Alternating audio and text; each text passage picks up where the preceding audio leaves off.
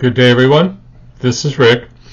I was listening to Romans today, and one of the things about that book of Romans is how Paul encompasses the entire fullness of the gospel just in that one book.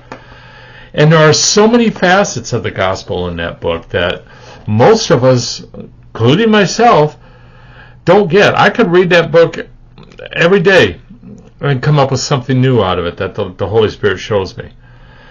So I'm going to take one element there, and this goes into a lot of what I have heard from other Christians, that we think we're in control. We think we're in control of it. We choose God. He called us. We chose Him.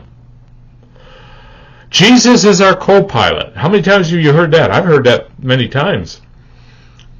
Jesus didn't call us to be our co-pilots.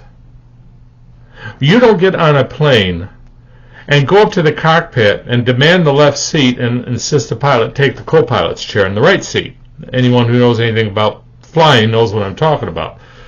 You don't get out of boot camp in the military and then insist on going to the general staff meeting and have a decision-making voice.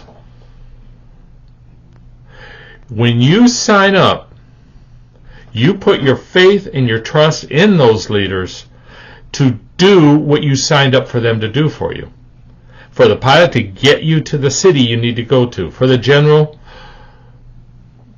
to fight the war or whatever other mission that you've been assigned to.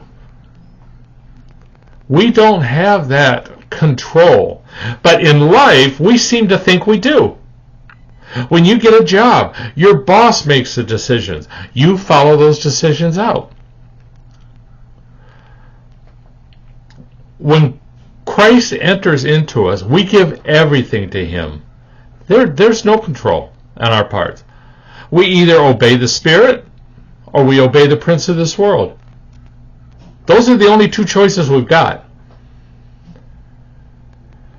I've had Christians get kind of upset with that word control, and it's used in different ways in the Bible.